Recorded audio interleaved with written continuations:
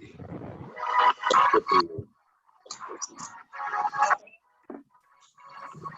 guys.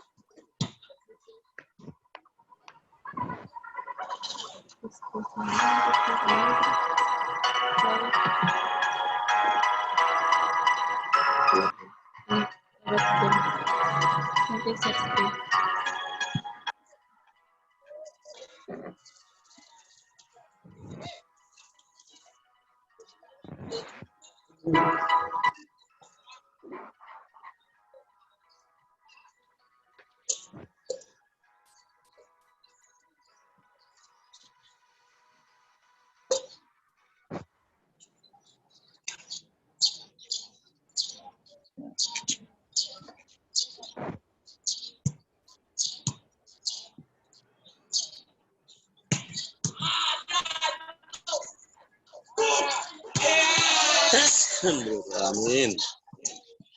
Ya rahmatullah.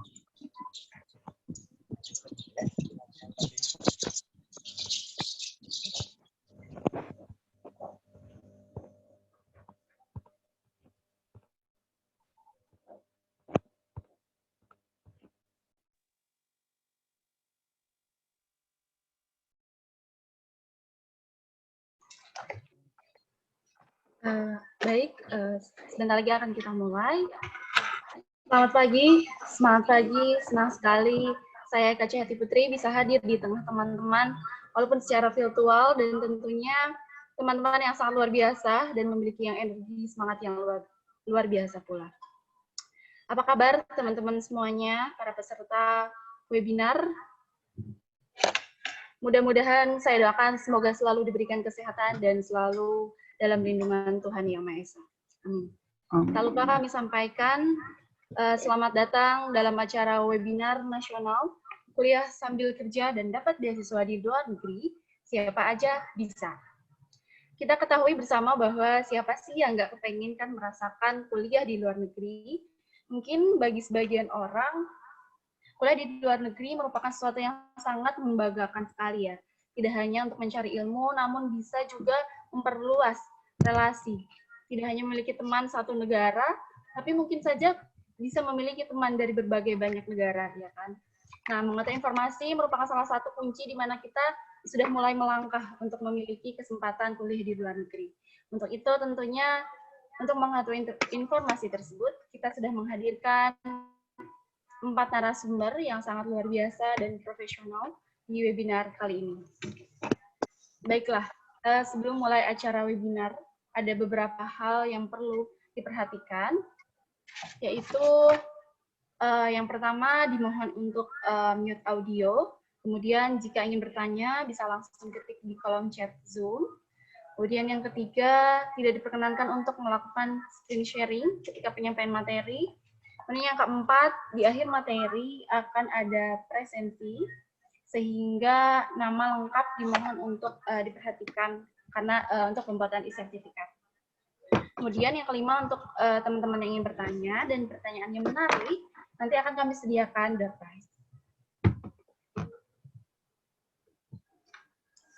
Baiklah, teman-teman izin narasumber yang sudah bergabung di webinar kali ini, saya ucapkan selamat datang kepada yang terhormat anggota Kantor Urusan Internasional Indonesia dan Ketua Divisi Kerjasama Universitas di Yogyakarta, Bapak Dr. Septian Aji Permana MPD, kemudian yang kami hormati mahasiswa doktoral nasional Danghua University, Taiwan, dan merupakan dosen Universitas TGRI Yogyakarta, Bapak Taufik Muhtarom MPD, yang kami hormati mahasiswa doktoral University of Malaya, Kuala Lumpur, dan merupakan dosen Universitas PGRI Yogyakarta, Bapak Ruda Widagsa MA. Yang kami hormati, pengelola The Sea Teacher Project, Free Service Student Teacher Exchange in Southeast Asia, dan dosen Universitas PGRI Yogyakarta, Bapak Juang Kurniawan Saharza, MPDBI. Dan tentunya yang saya banggakan, teman-teman peserta webinar, baik mahasiswa, teman-teman dari SMA, SMK, serta teman-teman masyarakat umum luar lainnya. Baiklah, Assalamualaikum warahmatullahi wabarakatuh. Waalaikumsalam warahmatullahi wabarakatuh. Untuk mengawali webinar pagi ini, saya persilahkan seluruh peserta webinar untuk mengambil sikap sempurna dan semangat nasionalisme. Kita akan sama-sama menyanyikan lagu kebangsaan Indonesia Raya.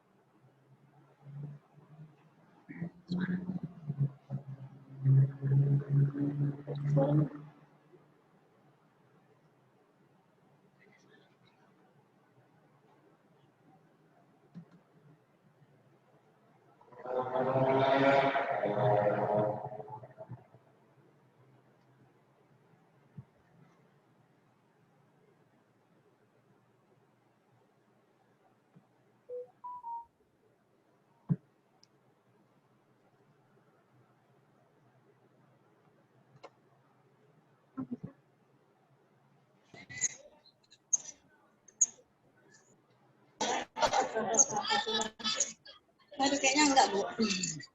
Males kayaknya.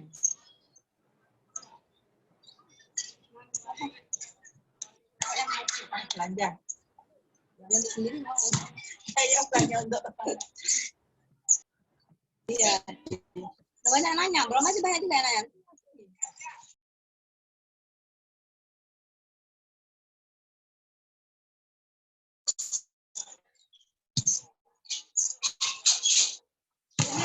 Keluarkan dulu, bis. Jangan keluar ya.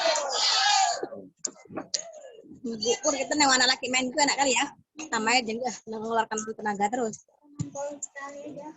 Apa tak langsung tangannya punjuk. Indra.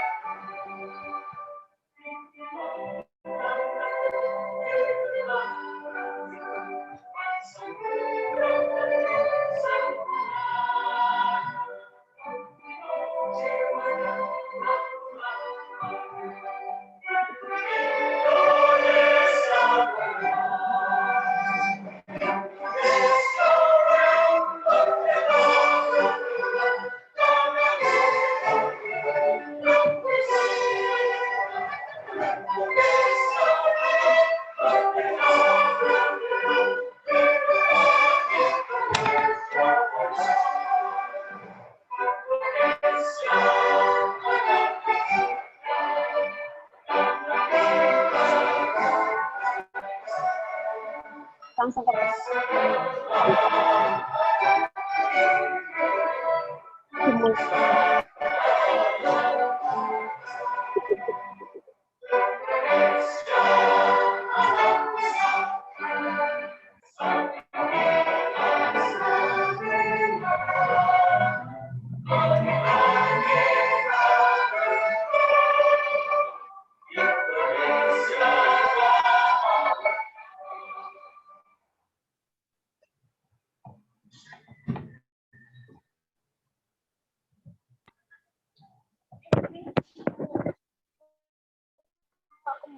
Baik, terima kasih. Bisa dipersilakan untuk Bang, bisa Bang. semula. Wih. Tentu saja teman-teman semuanya, para peserta webinar, sebentar lagi kita akan bersama menyimak paparan yang akan disampaikan oleh mahasiswa doktoral Nasional Donghua University dan merupakan dosen Universitas PGRI Yogyakarta kepada Bapak Taufik Muhtarom MPD. Saya persilakan.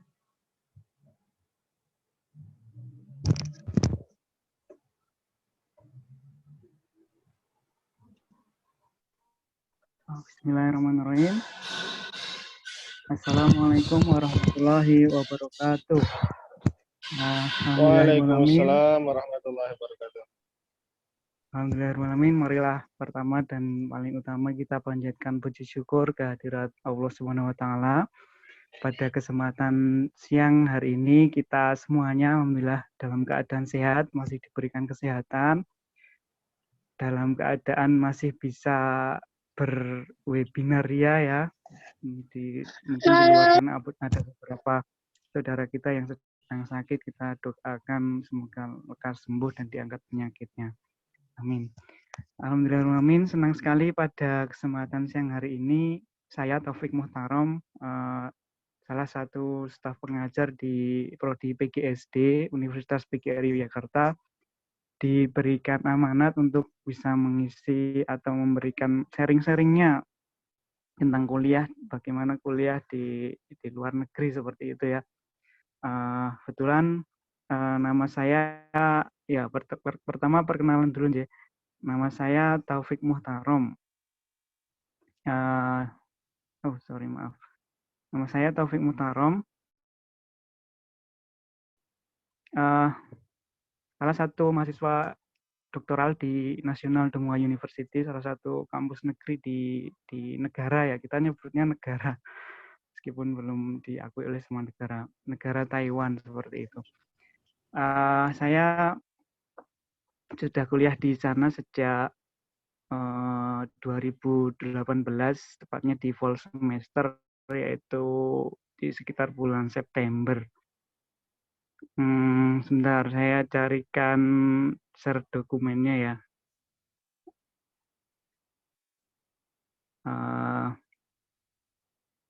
Kemudian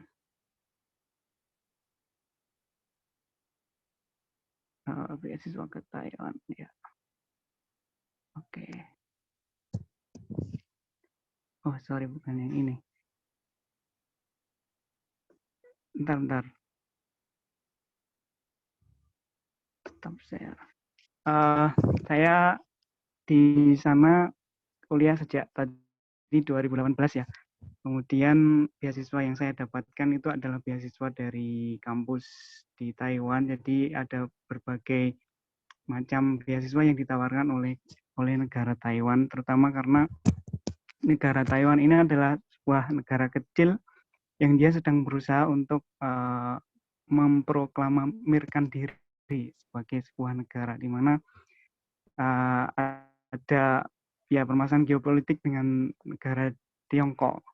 Jadi secara sejarah Taiwan itu dulu menjadi satu bagian dengan China, mainland China, tapi kemudian dalam sejarahnya mereka kemudian ada konflik antar rakyatnya, kemudian salah satu pemimpinnya lari ke Taiwan. Kemudian akhirnya Taiwan ini sampai sekarang berusaha memproklamirkan diri sebagai sebuah negara ke berbagai negara lain. Nah, salah satu cara mereka untuk mendapat legitimasi dari negara lain adalah memberikan banyak beasiswa seperti itu. Sebentar ya Mbak, ini tadi coba saya share dokumen dari beasiswa Taiwan.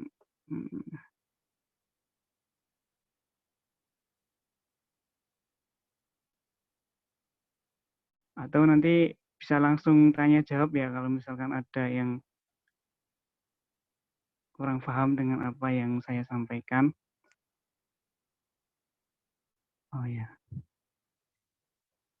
sorry.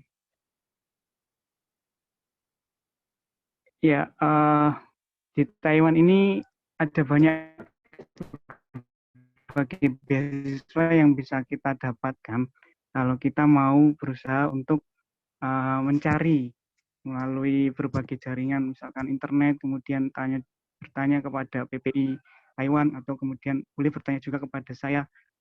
Kemudian nanti setelah kita tertarik, misalkan ingin ke Taiwan, mungkin ada beberapa peserta yang sudah lulus dari S1, ingin S2 di Taiwan. Saya kebetulan ada beberapa teman-teman juga yang ambil S2 di sana, seperti itu. Dan tawaran beasiswanya cukup banyak sekali. Misalkan yang pertama dari Taiwan ICDF scholarship itu per bulannya bisa sampai 15.000 NTD sampai 17.000 NTD, sekitar 7,5 juta per bulan. Full scholarship termasuk tiket penerbangan, biaya tempat tinggal, biaya kuliah, biaya buku, dan sebagainya. Kemudian juga ada yang kedua, beasiswa yang paling banyak itu ini MOE atau MOE dari Kementerian Pendidikan di sana. Ini beasiswanya sebesar 25.000 NTD atau sekitar 11 juta per bulan. Untuk program pasca sarjana seperti S2 dan S3 bisa sampai 20 juta, sekitar 9 juta. Ditambah biaya NTD itu per semesternya 18 juta. Kemudian juga ada MOFA, Minister of Foreign Affairs. Juga yang keempat itu ada banyak sekali juga ya, Minister of Economic Affairs, sekitar 18 juta per semester, ditambah 20.000 NTD, sekitar 9 juta. Juga ada Minister of Science and Technology. Ada juga, ini yang keenam ini, beasiswa yang saya dapatkan ya. Tidak cukup bonafit, tapi alhamdulillah bisa cukup lah untuk hidup di sana. Ini dari universitas kampus di Taiwan. Jadi kalau kita jeli dengan membuka website dari universitas yang ada di Taiwan, biasanya mereka punya admission online. Kita cukup klik-klik online aja dari rumah begitu. Kemudian nanti ngisi apa yang mereka minta lewat online juga. Kemudian nanti kita tinggal minta rekomendasi beberapa profesor atau atasan kita, cukup 2 orang. Nanti kemudian mereka akan mereview lamaran atau application kita. Kemudian nanti kita tinggal tunggu pengumuman, dapat berangkat, bikin visa dulu, kemudian berangkat. Juga ada beasiswa TIGP, Taiwan International Graduate Program, gitu. Banyak sebenarnya yang mau saya share tadi. Terus dokumen apa yang perlu dipersiapkan untuk sekolah di Taiwan tuh? Ya namanya kuliah gratis. Halo, masih bisa diterima ya suaranya? Masih di-share semua nggak apa-apa Pak Yai. Gimana Pak? Di-share semua nggak apa-apa. Di-share semua nggak apa-apa. Oh, iya. Cuma dokumennya tadi saya cari kok nggak ada, malah yang saya persiapkan malah yang ini. Ya udah nggak apa-apa sementara. Ini beberapa dokumen yang harus dipersiapkan ketika akan mendaftar beasiswa Taiwan ya. Memang ya kalau mau sekolah memang agak ribet dikit, tapi insya Allah kita ada kemauan.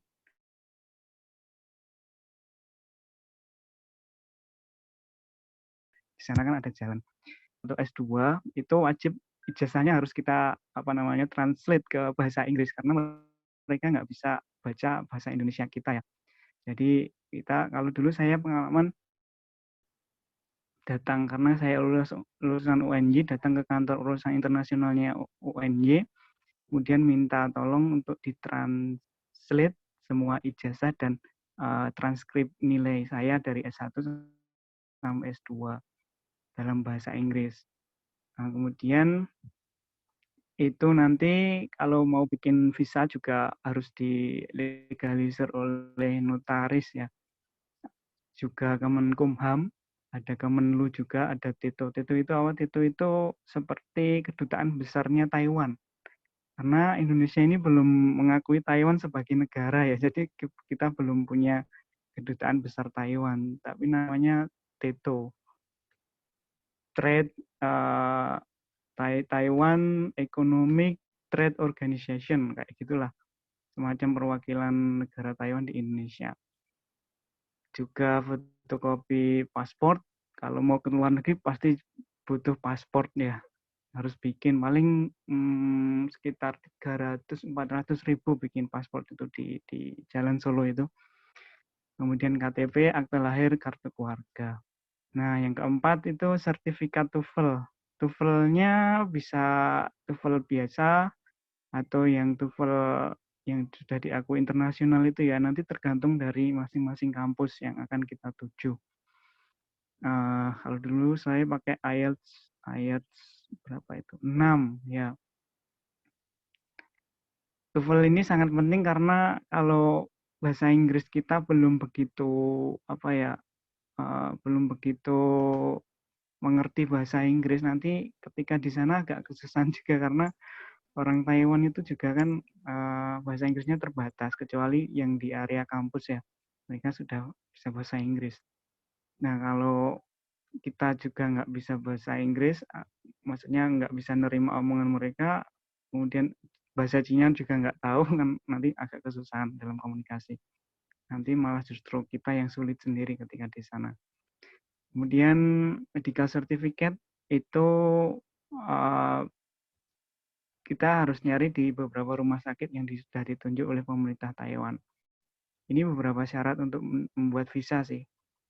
Kemudian financial statement itu pernyataan pembiayaan aja. Kita bilang aja misalkan bahwa saya memiliki tabungan sebesar 20 juta misalkan. Kalaupun nggak punya ya nggak apa-apa, itu hanya financial statement kan. Hanya menyatakan mereka ingin kepastian bahwa ketika sudah di sana kita atau Anda mampu untuk membiayai diri sendiri dulu sebelum beasiswa keluar gitu. Yang ketujuh, 3 buah surat rekomendasi. Nah, ini dulu saya minta Pak Rektor, almarhum rektor kita itu, Profesor siapa Pak Jun? Yang almarhum Bukhari, itu, Bukhari, ya Prof. Bukhari, maaf lupa. Prof. Bukhari dan beberapa dekan gitu. Ya, Prof. Bukhari, almarhum Prof. Bukhari.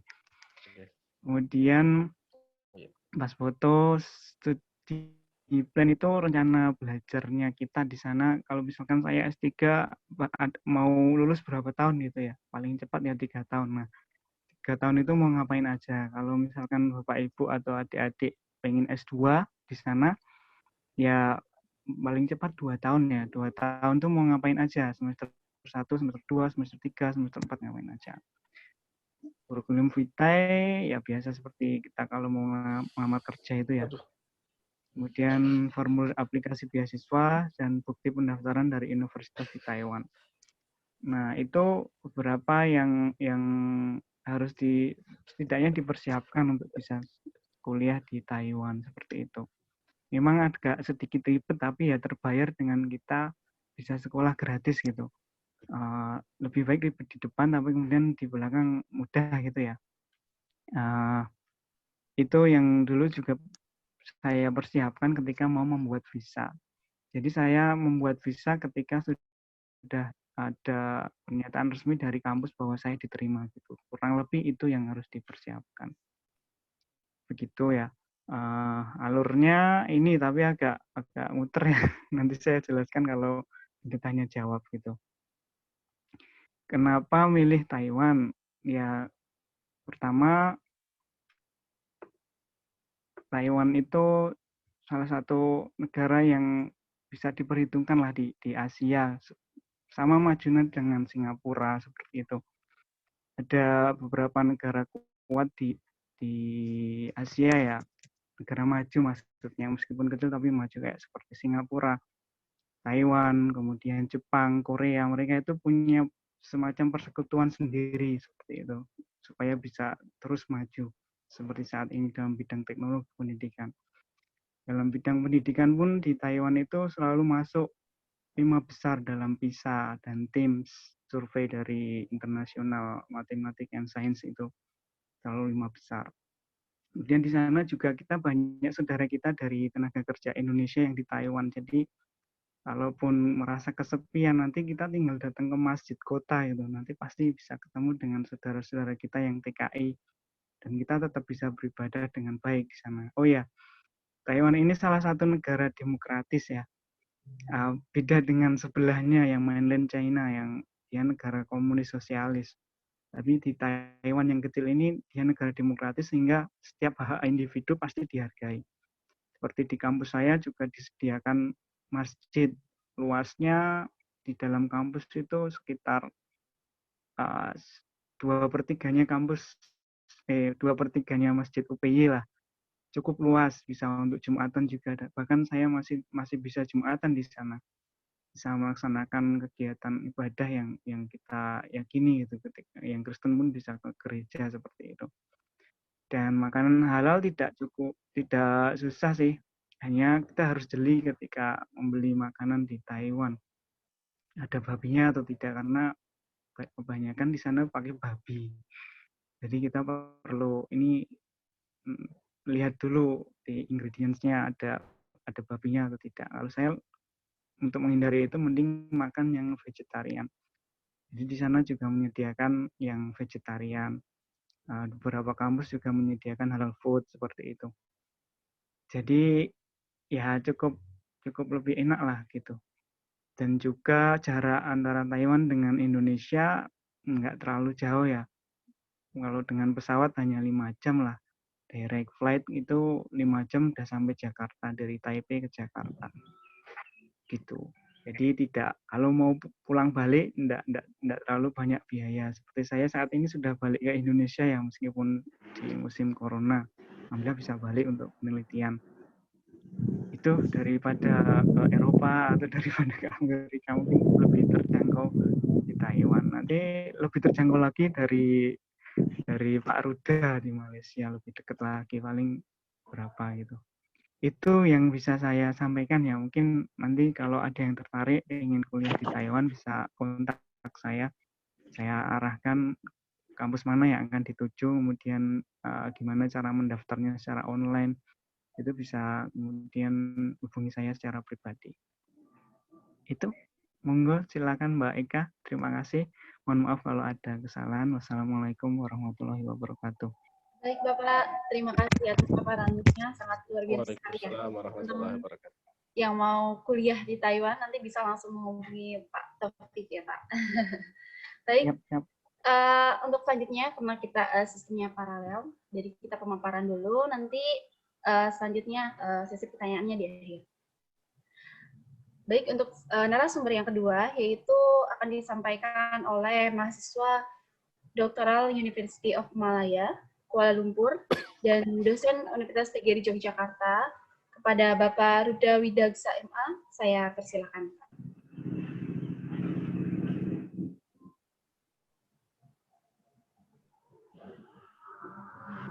Unmute, Sir. Iya, Pak. Baik, terima kasih waktunya yang sudah diberikan oleh MC atau Mbak Eka. Perkenalkan, nama saya Ruda. Assalamualaikum warahmatullahi wabarakatuh. Waalaikumsalam. Kita bersyukur kita mengucapkan kepada junjungan besar Nabi kita Muhammad SAW yang telah membimbing kita dari zaman kegelapan ke zaman terang. Kali ini saya langsung saja ya, karena ini waktunya juga mepet ya. Saya masih doktoral di Universitas kalau di sana namanya University of Malaya di Kuala Lumpur. Saya masuk tahun 2019, mungkin beda 1 tahun dengan Pak Taufik. Jadi saya masuk September 2019, belum corona mulai ganas ya. Jadi saya masuk pas mungkin 3 bulan sebelum corona. Jadi saya masih ada kesempatan belajar di sana kurang lebih 6 bulan, lebih mungkin hampir 1 tahun ya saya di Malaysia. Dan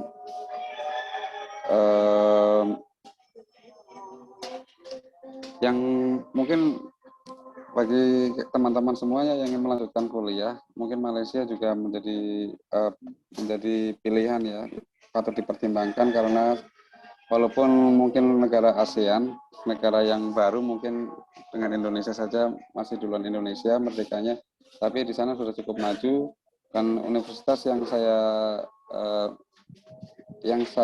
tempat saya sekolah ini kebetulan adalah universitas terbaik di Malaysia. Itu kalau di ASEAN itu ASEAN itu nomor 3 setelah Nanyang dan NTU dan NUS ya. Kalau di dunia itu tingkat 59, University Malaya itu tingkat 59 tahun 2020. Kalau di ASEAN kurang lebih itu sekarang masuk ke tingkat, kalau tidak salah ya, itu tingkat 11 ASEAN. Jadi termasuk universitas terbaik di dunia. Menurut US World Ranking itu nomor 59. Kemudian mengenai beasiswa di Universitas Malaya itu sebenarnya banyak beasiswa yang bisa kita peroleh. Salah satunya beasiswa dari, kalau LPDP itu ada tersedia di Universitas Malaya, tapi khusus beberapa jurusan saja atau fakultas yang tersedia di sana. Tidak semua jurusan tercover beasiswa LPDP dari negara Indonesia, dari pemerintah Indonesia atau dari KMKU. Itu jurusan yang bisa dimasuki sana LPDP itu satu adalah ekonomi, kemudian teknik engineering, jadi hanya teknik dan ekonomi yang di cover beasiswa di sana. Untuk pendidikan kebetulan tidak, pendidikan seperti saya tidak tercover beasiswa LPDP.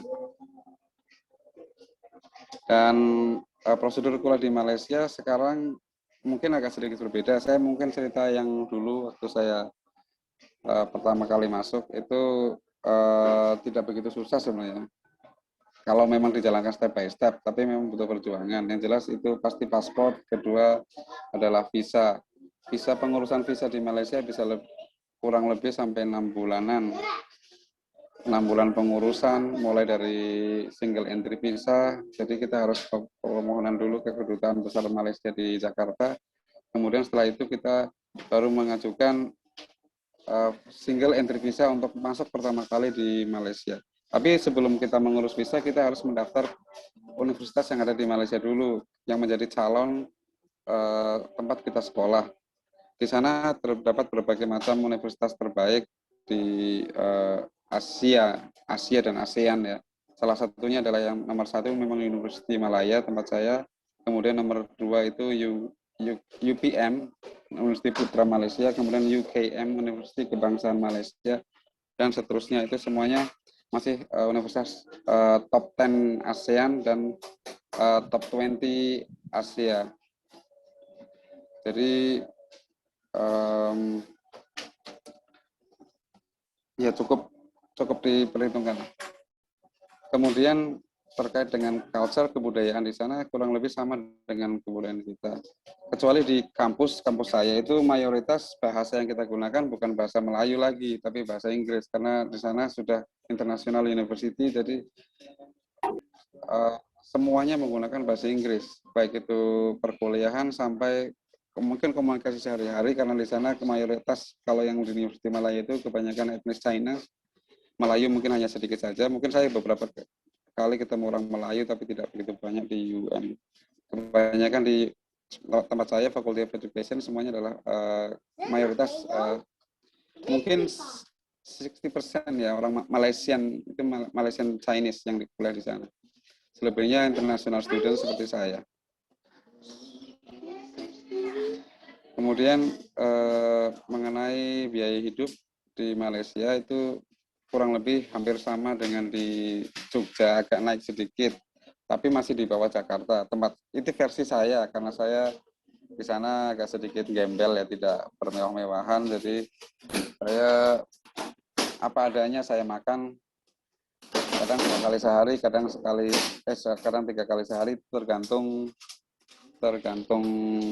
budget ya. Tapi yang jelas untuk makanan di sana lebih murah dan banyak makanan halal karena masih banyak orang Melayu atau orang beragama Islam di Malaysia yang hampir ya sebagian besar memang agama Islam.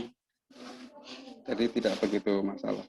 Kuala Lumpur juga merupakan kota yang sangat padat, canggih dan dekat dengan Indonesia. Mungkin kalau dulu waktu sebelum corona ada penerbangan langsung dari Adi Sucipto ke LIA atau Kuala Lumpur International Airport itu sehari 2 kali. Itu dari Jogja itu sehari 2 kali. Kalau di Jakarta bisa sehari 20-an kali atau mungkin 30 kali. Itu dari Malaysia sendiri, mungkin dari banyak maskapai. Kalau sekarang saya kurang tahu, kurang begitu mengikuti informasi tentang di sana. Kemudian kuliah doktoral di sana, kalau mungkin Anda melanjutkan kuliah doktoral, ini berbeda dengan kuliah S1 atau S2, jadi di sana itu murni by research. Jadi saya begitu masuk itu sudah menulis proposal, sudah bimbingan tesis, sana namanya tesis atau mungkin di sini disertasi ya, atau PhD tesis kalau di sana PhD tesis. Jadi saya sudah mulai PhD tesis itu sudah semester 1. Sekarang saya sudah lulus seminar proposal. Jadi yang saya sedang melakukan collecting data. Jadi memang di sana cepat ya, karena by research, tapi tidak ada kuliah. Kuliah itu cuma seminggu sekali. Jadi kalau Anda mengharapkan ada kuliah seperti S1, full kuliah sampai semester 6 itu tidak ada kalau di UM, kalau tempat saya itu tidak. Hanya ada klinik-klinik tertentu yang disarankan oleh supervisor kita adalah dosen pembimbing ya kalau di sini. Supervisor kita, kamu ikut klinik ini gitu saja. Klinik itu bukan klinik poliklinik, tetapi klinik tentang bengkel ilmu biasanya. Cuma itu saja. Jadi tidak ada kuliah kalau PhD. Kalau S1 dan S2 atau di sana namanya degree kalau S1, kalau S2 namanya master, itu tetap ada kuliah. Kalau di sana S3 tidak ada kuliah.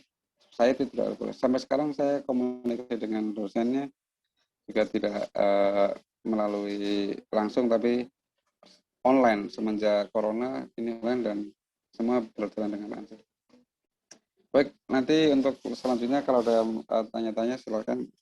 Saya hanya sekilas saja. Dari saya sekian. Assalamualaikum warahmatullahi wabarakatuh. Waalaikumsalam warahmatullahi wabarakatuh. Terima kasih Pak Ruda atas paparannya. Ya. Barusan telah disampaikan ya teman-teman mengenai bagaimana kuliah di Malaysia. Kemudian untuk selanjutnya kita akan mendengarkan paparan yang akan disampaikan oleh pengelola The City Teacher Project itu dan merupakan dosen Universitas PGRI Yogyakarta, Bapak Juang Kurniawan Syahruza MPD BI. Saya persilakan Bapak untuk menyampaikan paparannya. Baik, terima kasih Mbak Eka. Ya, bismillahirrahmanirrahim. Assalamualaikum warahmatullahi wabarakatuh. Alhamdulillahirabbil alamin wal aqibatul muttaqin wala udwana illa 'alal zalimin. Asyhadu an la ilaha illallah wahdahu la syarika lahu wa asyhadu anna Muhammadan abduhu wa rasuluhu la nabiyya ba'da amma ba'du.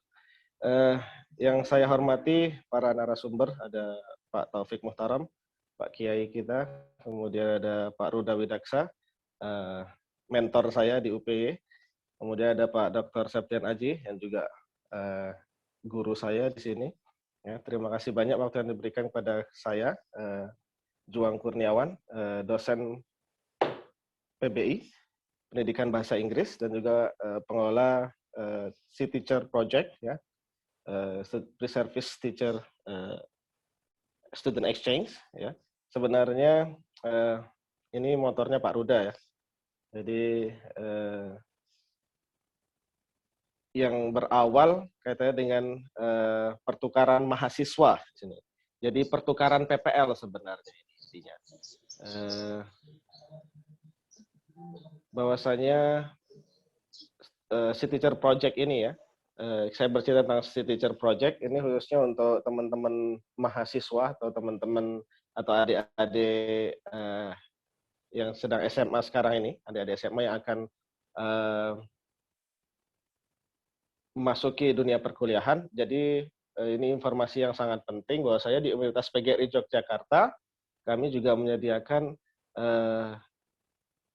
atau menyiapkan mahasiswa untuk bisa melakukan pertukaran mahasiswa di luar negeri, seperti di Thailand, di Filipina, di Vietnam, kemudian juga di Malaysia, dan beberapa negara ASEAN lainnya.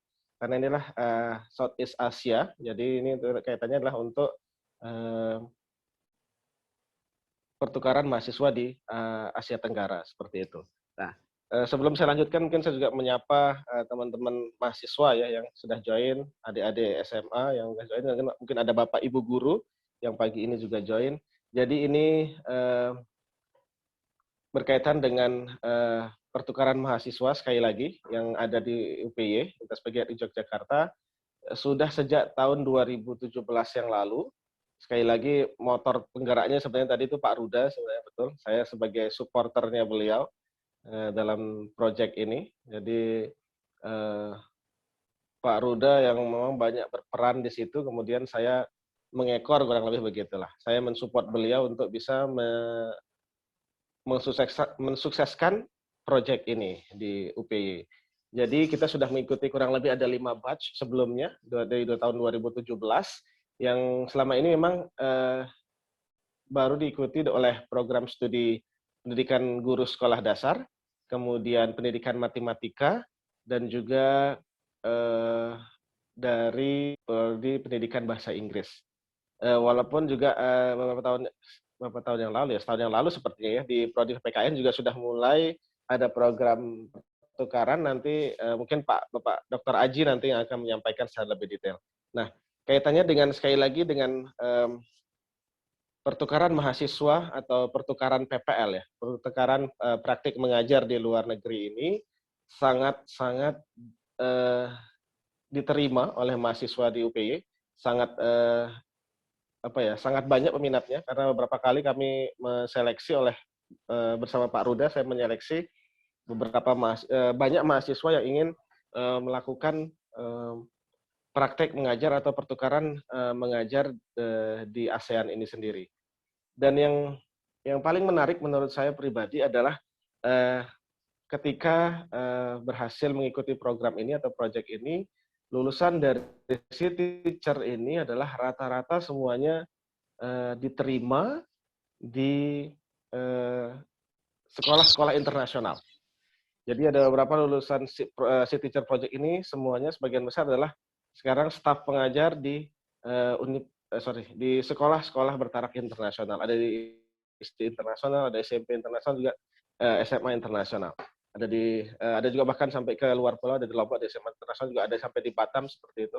Jadi memang manfaat dari City Teacher Project ini khususnya untuk mahasiswa ya, atau calon mahasiswa yang akan memasuki di UPY itu akan sangat besar karena banyak user atau pengguna lulusan itu melihat sertifikat yang diberikan oleh Seameo ini, City Teacher Project ini, ketika melihat sertifikat pernah mengajar di luar negeri, itu akan menjadi poin plus tersendiri. Itu akan menjadi nilai lebih seperti itu. Nah, mendalami lebih lanjut tentang City Teacher Project ini memang diperuntukkan untuk mahasiswa kurang lebih minimal semester 5 nantinya, ya teman-teman FKIP, dan karena masa pandemi memang terakhir pilot project-nya itu terakhir saya baca di tahun 2020 kemarin, Februari sampai Maret, itu pun yang mengikuti hanya dari UPI, Universitas Pendidikan Indonesia, dan itu pilot project-nya itu ke Jepang kemarin. Untuk berikutnya kita belum tahu ya Pak Ruda, kita belum tahu, masih belum menunggu nanti kondisi yang lebih aman untuk bisa melanjutkan City Teacher Project berikutnya. Tapi informasi umumnya bahwasanya memang kami melakukan seleksi. Jadi yang pertama adalah saat administrasinya mahasiswa minimal semester 5, karena memang semester 5 dianggap sudah memenuhi untuk kompetensi dasar kaitannya juga dengan mengajar. Ya. Kemudian yang kedua yang perlu diketahui adalah memang mahasiswa yang aktif dalam berbahasa Inggris. Walaupun ada beberapa lulusan dari City Teacher Project yang memang mungkin belum begitu aktif, tetapi dengan kemauan yang kuat dalam waktu yang memang tidak cukup lama, itu bersungguh-sungguh untuk melatih diri, dan memang alhamdulillah bahkan sampai 2 kali ikut ya. Pertama ke Filipina, kedua sampai ke Thailand. Itu dari prodi pendidikan guru sekolah dasar, itu sampai 2 kali ikutnya. Bahkan ada yang memang sudah ada pernah kejadian waktu itu, yang sudah lulus itu, sudah ujian pendadaran, mau ikut City Teacher Project ini. Karena memang manfaatnya luar biasa. Karena memang kesempatan ini memang bisa dikatakan kesempatan yang luar biasa. Nah, selain itu, selain syarat tadi minimal semester 5, kemudian nanti bahasa Inggrisnya aktif, kemudian kita akan menanyakan kaitannya dengan bagaimana ya tadi itu ya, kemauan dan kesungguhan sebenarnya. Itu memang menjadi modal utama, seperti tadi ada yang menanyakan mental dari teman-teman mahasiswa nanti yang akan mengikuti City Teacher Project ini. Jadi yang berkaitan dengan pertukaran mahasiswa atau pre-service exchange ini, pertukaran PPL begitu ya.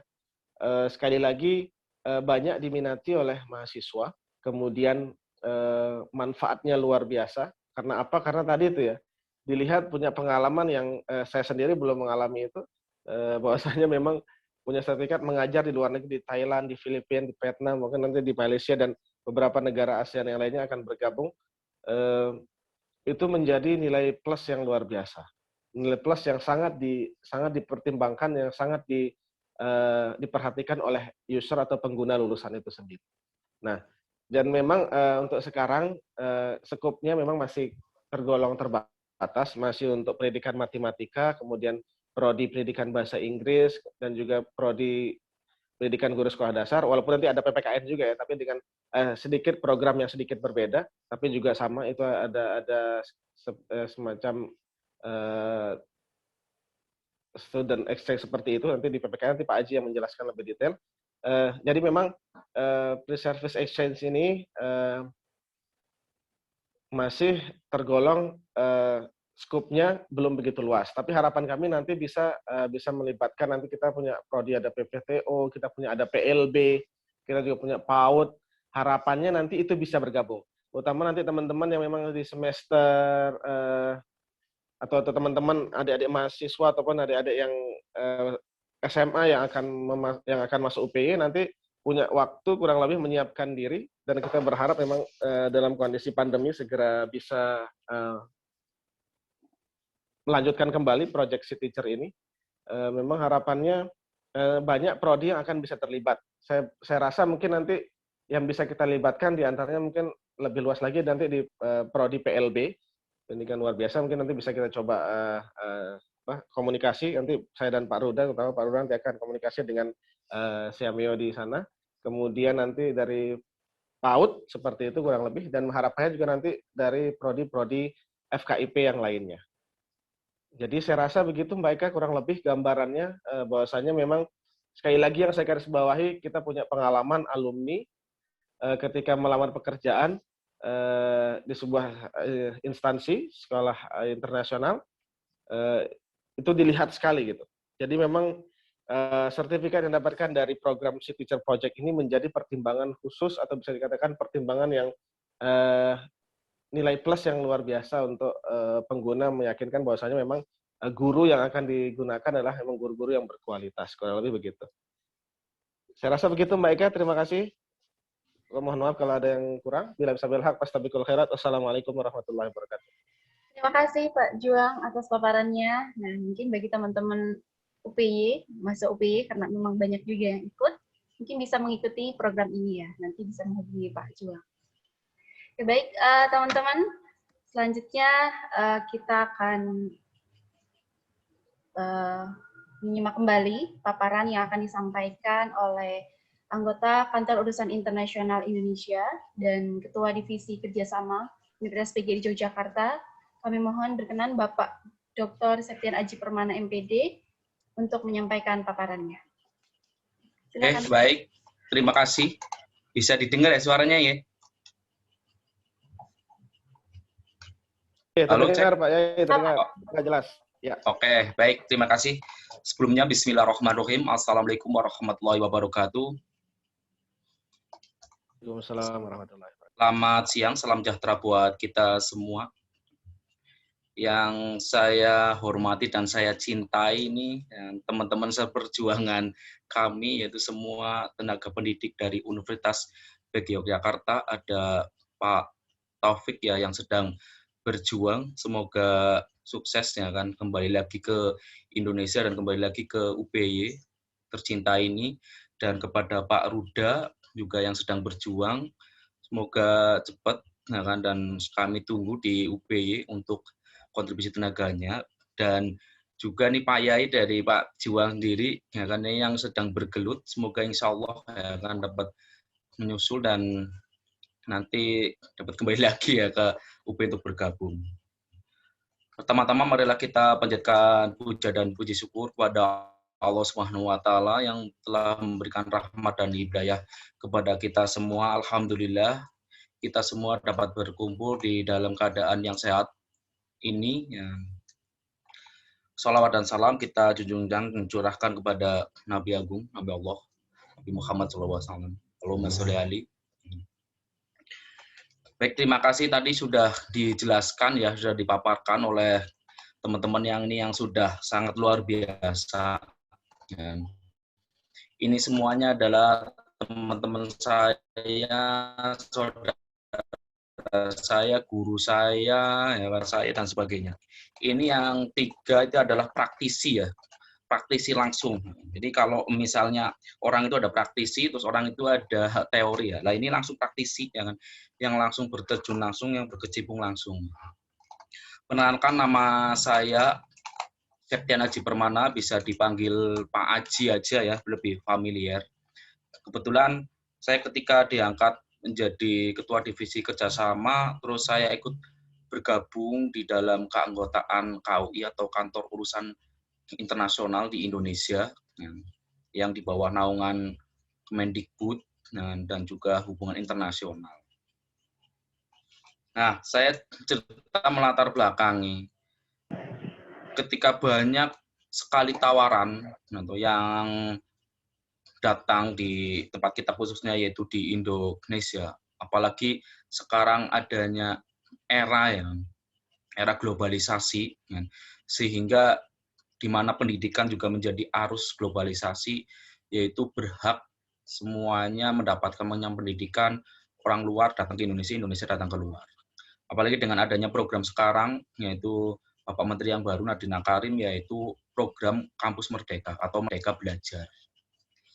Nah dengan itu sekarang dibuka lebar, selebar-lebarnya dan dipermudah semudah-mudahnya melalui jalur kerjasama Universitas PGRI Jakarta atau melalui jalur kerjasama di berbagai macam perguruan tinggi. Salah satunya yaitu yang diberi kesempatan adalah Universitas PGRI Jakarta, alhamdulillah. Setiap tahun kami memiliki kuota jatah di Kemendikbud melalui KUI, yaitu scholarship ataupun beasiswa ke luar negeri melalui jalur kerjasama. Akan tetapi di dalam beasiswa di luar negeri itu banyak sekali berbagai macam beasiswa dari Eropa, Australia, sampai Amerika, dan Asia. Nanti kita kupas tuntas yang di dalam Asia terlebih dahulu. Karena kenapa? Ini terkait dengan TOEFL. Nah, nanti mungkin ada pertanyaan bagaimana prasyarat pendaftaran dan bagaimana semuanya nanti untuk wabil khusus kalau ketika ini ada anak-anak SMA yang bisa sudah bergabung, nanti bisa main ke UPY aja ya kan untuk lebih lanjutnya. Kalau yang ada mahasiswa nanti bisa langsung ke kantor kami yaitu di kantor LKK itu untuk menanyakan bagaimana prasyaratnya tentang beasiswa. Tetapi pada prinsipnya semua bentuk beasiswa itu muaranya yaitu larinya ke TOEFL. Itu karena sebagai prasyarat dasar khusus. Dan selebihnya nanti bisa kita jembatani karena kita melalui jalur kerjasama. UPI bisa membantu ya kan untuk mendapatkan beasiswa tersebut ya kan. Tanpa dengan jalur ribet, asalkan TOEFL. Nah, TOEFL-nya itu yang memiliki standarisasi ya kan. Kalau ketika di Eropa, di Amerika dan di Australia nanti kita tidak menyinggung itu karena itu terlalu high ya. Terlalu tinggi. Tetapi kalau mau menjam nggak masalah gitu. Nah, insya Allah ke depan untuk khusus ya kan mobil khusus ini di UP sendiri, bagaimana caranya supaya dapat menembus ya kan. Maksudnya mahasiswa kita tuh banyak menembus di kancah dunia internasional. Insya Allah nih sekalian juga, alhamdulillah nih di sini ada Pak Juang sendiri. Jadi si teacher itu tadi pengelolanya ada Pak Ruda ya, digawangi Pak Ruda dengan Pak Juang. Lah nih Pak Juang sendiri sini juga merangkap sebagai pengelola bahasa ya. Nah, insya Allah ke depan itu nanti ada program-program untuk khusus ya kan, khusus untuk training untuk mahasiswa-mahasiswa kita ataupun calon mahasiswa. Jadi kalau misalnya bahasanya kalau kami bisa ngambil di pondok-pondok pesantren ya tuh yang ketika mau diterjunkan di luar negeri ke Yaman, Kairo dan sebagainya itu ada KP. KP itu adalah kelas persiapan. Jadi emang 1 tahun itu digodok cuman di dalam satu bahasa, yaitu bahasa Arab, gitu, supaya bisa tembus ke Timur Tengah. Nah harapannya juga nanti kita juga sama, ketika UP itu ada kelas KP, kelas persiapan, yaitu mempersiapkan supaya di tempat kami untuk melakukan go internasional. KP-nya tentunya kalau kita kan larinya yaitu ranahnya ke English speaking yaitu bahasa Inggris ya nanti kelas persiapannya ada bahasa Inggris. Bagaimana caranya mendapatkan nilai TOEFL supaya yang akan dipenuhi. Nah sekarang kita akan lihat terdekat dulu ya, yang paling mudah dulu, jangan nggak usah maksudnya dalam artian yang gampang dulu lah. Gampang ini juga susah ya kan, karena saya juga nggak bisa gitu. Tapi kiranya yang terjangkau aja dulu. Saya izin share screen ya.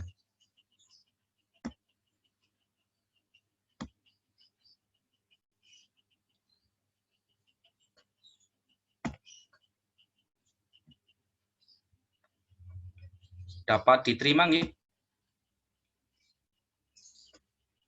Oke, bisa. Oke, baik, terima kasih. Baik, nanti saya akan jelaskan lebih rigid, lebih ringkas untuk peluang-peluang. Ini yang jalur-jalur beasiswa yang sekarang ini masih dalam taraf bagi Kemendikbud di Indonesia, di KU ini adalah promosi besar-besaran. Dalam artian prasyarat dan bagaimanapun tidak ribet. Nanti kalau yang berminat hubungin saja saya ataupun tanya ke PMB ya nanti bisa kami bantu. Ini tidak melalui syarat karena ada jalur khusus yaitu jalur kemitraan atau jalur kerjasama. Yang pertama adalah nanti jalur scholarship Jepang ya. Kalau Jepang itu program beasiswa namanya Max, kalau bisa di googling aja ya, sekarang tuh banyak caranya bagaimana dan semuanya prasyaratnya bagaimana itu sebenarnya sudah ada. Online juga bisa. Kalau misalnya mau mendaftar secara langsung ya. Itu adalah beasiswa namanya Max, klik aja di googling itu. Nanti beasiswa Max itu banyak terdiri macamnya ya, untuk S1, S2, S3. Ini untuk adik-adik mungkin yang SMA bergabung di kita, yaitu nanti saya akan jelaskan untuk yang tertarik lakukan tadi lanjut ataupun pengen kuliah S1 di luar negeri. Kalau misalnya bingung bagaimana, nanti monggo bisa bergabung dulu di UPY, ya kan nanti digodok oleh Pak Juang biar nanti lolos bisa diantar oleh Pak Taufik dan Pak Ruda untuk pergi ke luar negeri. Jadi kami ada proses penggodokannya, nanti dulu teman-teman bahas oleh teman-teman Pak Juang dan kawan-kawan. Misalnya contoh kita masih pengen idealis ya, wah saya pengen kuliah nih di S2, S2 lagi, kayak pengen kuliah di luar negeri, tapi saya masih bingung. Mau ke UB dulu, nanti di UB digodok, setelah digodok baru kita hantarkan ya melalui jalur kemitraan. Nah, programnya apa aja? Ini ada program undergrad atau kagubu ya, atau dalam bahasa Jepang ini kagubu ini. Ini untuk jenjang S1 ya, 5-7 tahun. Di sana emang lebih panjang ya. Kalau di tempat kita beasiswa itu 4 tahun ya, dibatasin kalau dalam negeri. Kalau di sana 5-7 itu sudah include semuanya. Ada program juga ini yang untuk yang satu juga ada, kalau bahasa Jepangnya ada konsen, program College of Technology ini. Ini diploma ya. Jadi kalau ketika kita lihat kemarin ketika kita kumpul ya di KU ini, ternyata kalau di luar negeri itu berbeda dengan kita ya. Kalau tempat kita ini karena banyak pesertanya dari SMK ini ya. Jadi kalau peserta kita itu maksudnya kalau di Indonesia trends-nya itu adalah universitas. Universitas trends-nya ya.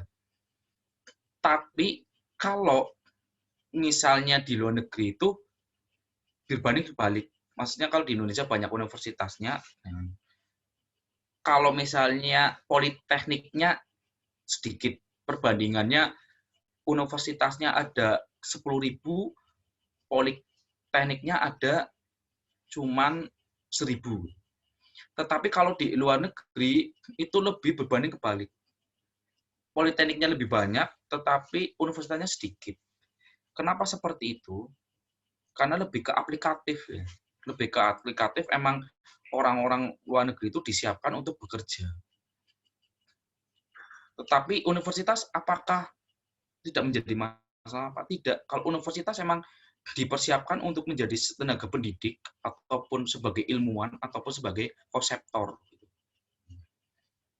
Dan makanya kalau ketika di sana itu banyak sekali tawaran-tawaran tentang diploma ya atau politeknik lah kalau bahasa di Indonesianya gampangannya gitu aja lah.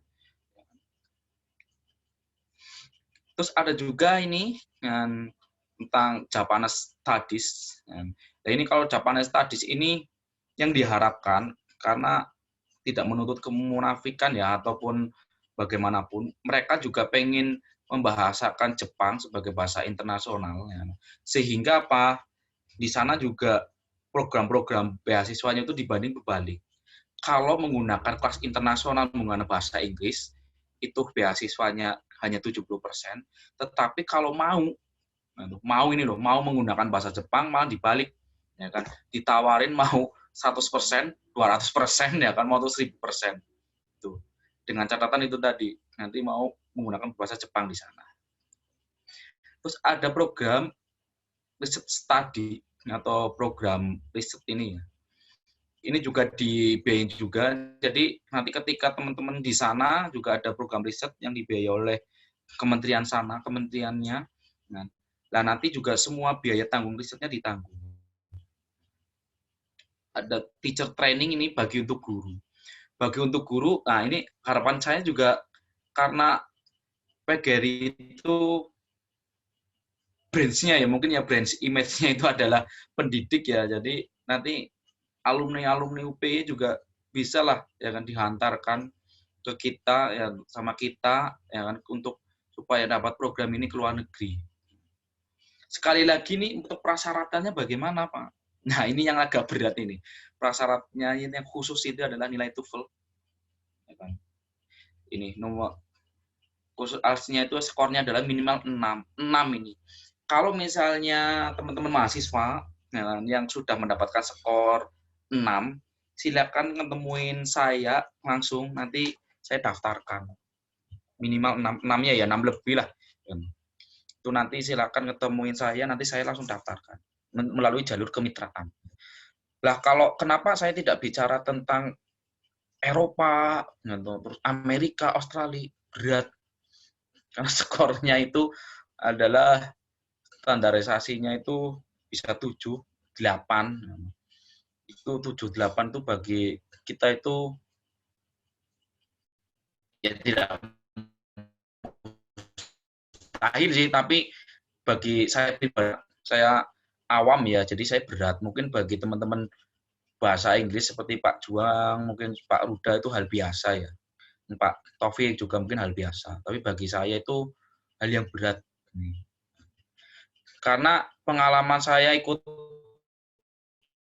tes ini juga ya, nah ketika AS ini sendiri itu beratnya emang nanti ketika speaking atau wawancaranya ya langsung dengan orang bule gitu. Jadi tidak ada, nggak bisa manipulasi, nggak bisa dinego, nggak bisa apa-apa gitu loh. Jadi ya langsung gitu, ngobrol gitu. Ini pengalaman saya ketika saya ikut. Skornya Pak Haji berapa? Saya 3, ya kan. Itu pun sudah bagi saya itu udah cukup lah. Bagi saya yang penting saya sudah pengalaman aja. Nah, kalau Pak Taufik itu kemarin 6 lebih ya, makanya bisa ke Taiwan itu. Nah, tapi ini menjadi pengalaman-pengalaman ya. Nah, kenapa gagalnya di mana ya kan, jabat mana. Untuk pengalaman saya gagalnya di speaking-nya kan, karena kontak langsung dengan orang bule ya. Sehingga dalam satu bahasa saya bahasanya masih bahasa Inggrisnya ngapak ya, kalau teman-teman komentar saya itu katanya bahasa Inggris saya itu bahasa Inggris ngapak. Dan juga mental juga itu tadi yang seperti teman-teman sampaikan Pak Juang, Pak Ruda dan Pak Taufik, yaitu mental emang ya. Mental juga. Nah ini yang perlu dipersiapkan yaitu tentang masalah TOEFL. Ini baik nanti pesertanya siswa ataupun pesertanya mahasiswa. Kalau yang pesertanya mahasiswa ini memang sengaja mahasiswa, perwakilan mahasiswa suruh ikut biar nanti menyebar. Itu nanti bisa insya Allah ya kan, setelah pandemi itu. Harapannya biar nanti bisa go internasional. Yang masih SMA, monggo kalau yang benar bisa bergabung di kami juga, bisa bergabung di kami supaya nanti bisa mengikuti proses penggodokan di kami. Terus ada lagi nih yang dari Korea, mungkin tadi udah disinggung oleh awal ya. Ini namanya KGSP. Ini juga bisa di-download ya. Semuanya itu sudah terbuka untuk di-download. Ini langsung ya dari Kemendikbud atau kementeriannya ya. Maksudnya tidak abal-abal, tidak apa, tapi langsung dari kementeriannya. Ini juga ada ini dari yang untuk S1 ini 5 tahun. Ada associate degree juga ada. Ini 3 atau 4 tahun. Nah, skor minimal itu adalah, ya ini lagi skor minimalnya adalah TOEFL-nya adalah 6. Yang 4 tahun itu adalah kedokteran gigi arsitek itu. Justru yang sains ini waktunya cepat, tapi kalau yang sosial nanti waktunya lebih lama ya, kalau di luar negeri. Nah, kalau pengalaman saya dulu waktu pas saya S3, saya ngikutin yang programnya,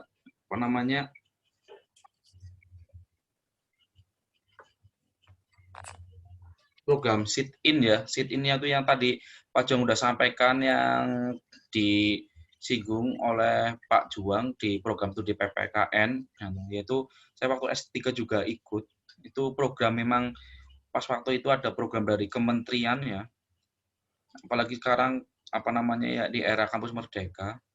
Itu cuman nanti kita memilih salah satu mata kuliah yang akan kita sit-in-kan atau kita masukkan. Misalnya nanti dikomparasikan, saya mau memilih tentang artikel ilmiah. Jadi nanti artikel ilmiah yang kita mau ngambil di mana nih? Misalnya di Malaya, di Malaya. Lah nanti selama di Malaya itu tergantung dari kontraknya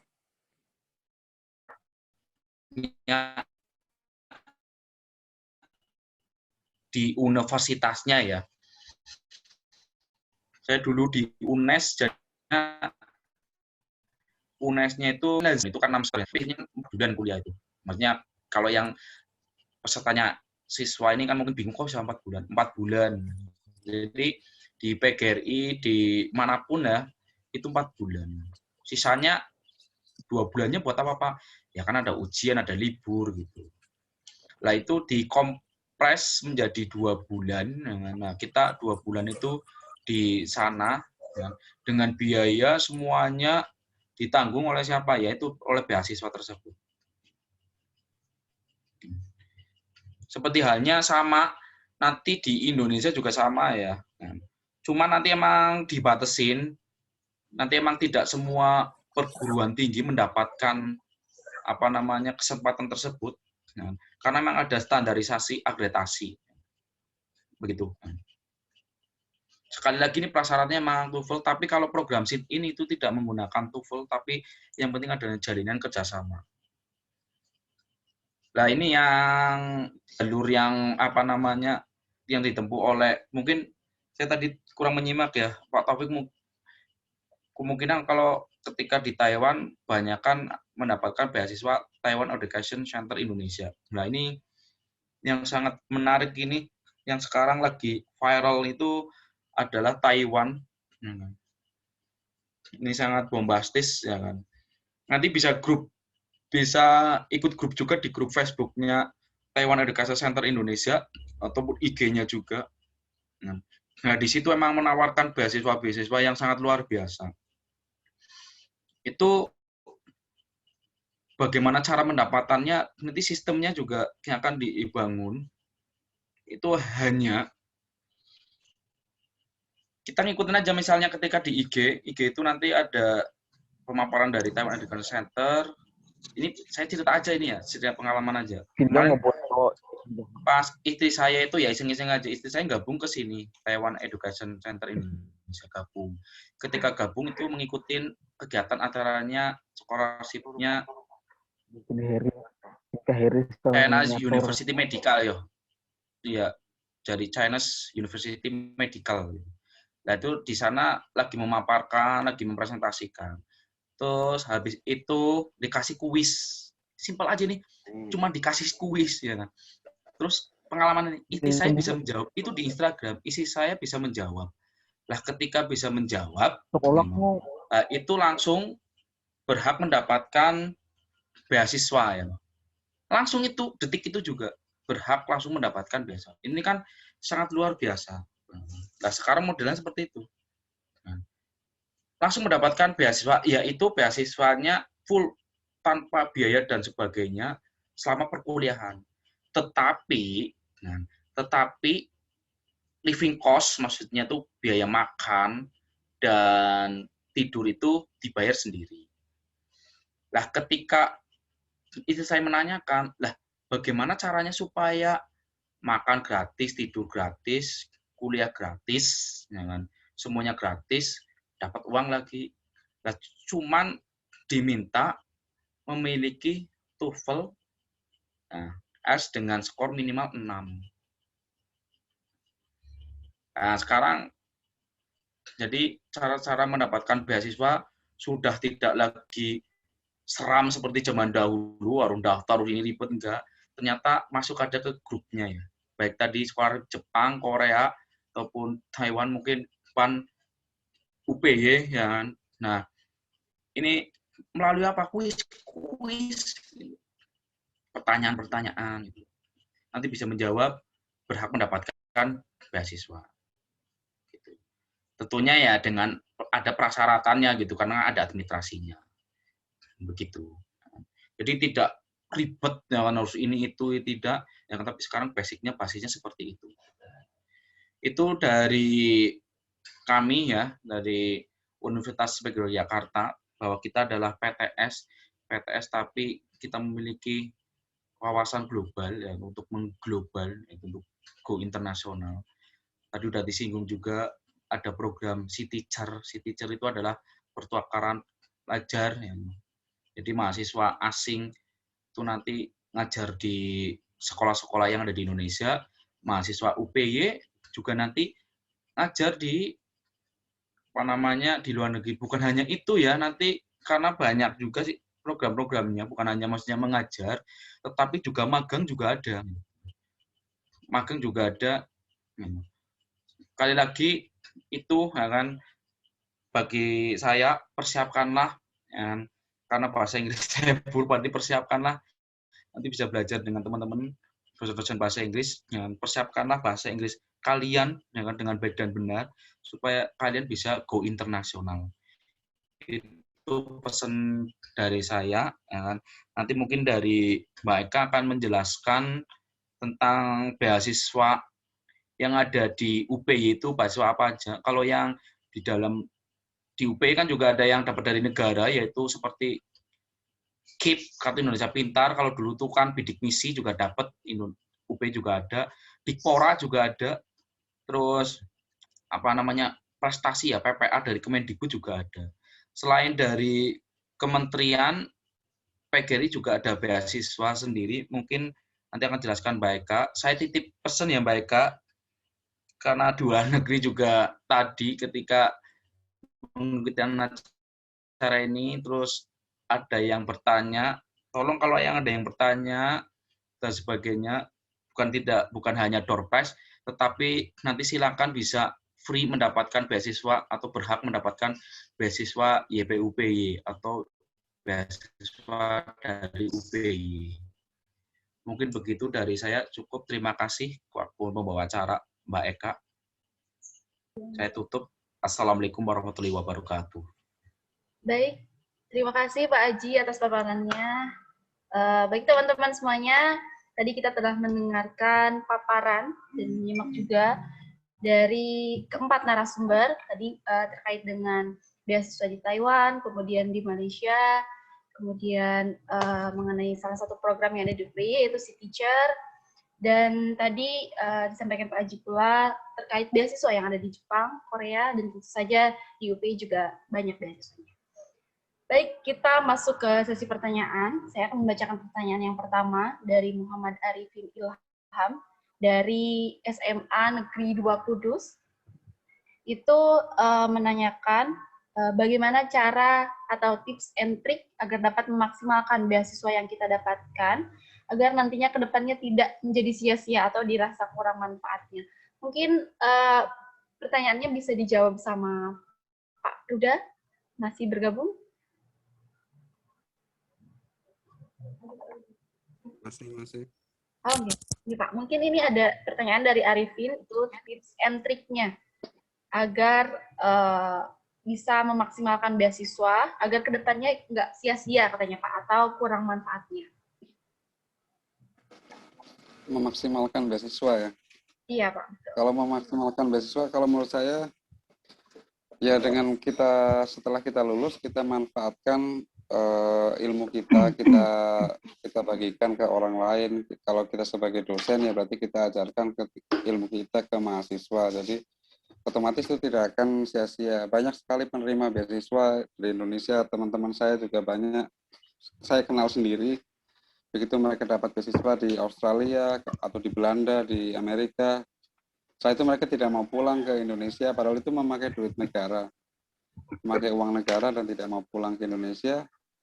Dan mereka memilih keluar dari pekerjaannya di Indonesia sebagai pengajar, kemudian memilih tinggal di Belanda katakanlah sebagai ya di sana asisten dosen dan sebagainya. Jadi untuk memaksimalkan beasiswa tersebut ya kita gunakan beasiswa tersebut, kita gunakan untuk belajar. Kalau misalnya kita masih sebagai mahasiswa penerima beasiswa, kita gunakan beasiswa tersebut untuk yang sebenarnya tidak dihambur-hamburkan. Misalnya kalau misal jatah beasiswa itu untuk semester ya atau uang makan ya jangan ditabung uang makannya untuk beli rumah atau beli mobil. Jadi ya memang digunakan untuk keperluan di sana gitu. Kalau maksimalkan penerimaan beasiswa seperti itu kalau menurut saya. Kalau memaksimalkan untuk bagaimana mendapatkan beasiswa, nah itu mungkin beda lagi jawabannya. Kalau menurut saya seperti itu, Mas Arifin. Ya. Baik, terima kasih Bapak atas jawabannya. Itu ya Mas Arifin. Kita lanjut ke pertanyaan yang kedua, itu dari Muhammad Taufan Erlangga, itu dari MAN 4 Ciamis. Mungkin ini ditujukan kepada Bapak Taufik mengenai beasiswa di Taiwan, itu haruskah ada kelas bahasa terlebih dahulu untuk 1 tahun seperti yang beasiswa di Jepang, seperti ke Jepang? Saya persilahkan Pak, mungkin untuk langsung. Oke, baik. Terima kasih kasih atas pertanyaannya dari Mas Muhammad Arifin Ilham ya, dari SMA Negeri 2 Kudus. Yang saya tahu dan beberapa teman saya yang kuliah S1 di Taiwan ya, S1 ya ini nanti bayangin S2, S3 juga bisa. Mereka tidak perlu belajar bahasa Cina dulu, jadi nanti tinggal daftar aja di beberapa kampus yang menyediakan beasiswa untuk S1 atau S2 atau S3, kemudian secara online. Nanti ketika sudah sampai di Taiwan itu sambil jalan, jadi ada kelas wajib untuk belajar bahasa Cina. Seperti saya ketika itu sama sekali nggak paham bahasa Cina di sana ya. Kemudian saya datang ke sana, sudah mulai perkuliahan, plus saya disuruh ngambil mata kuliah bahasa Mandarin.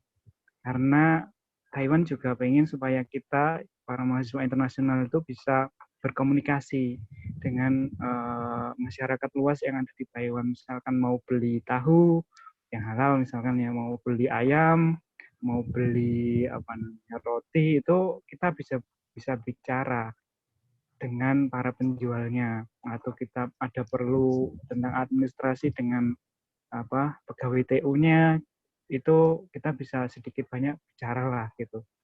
Karena tidak semua orang Taiwan bisa bahasa Inggris. Jadi tidak perlu ada kelas persiapan 1 tahun atau 2 tahun harus kuasai bahasa Mandarin dulu.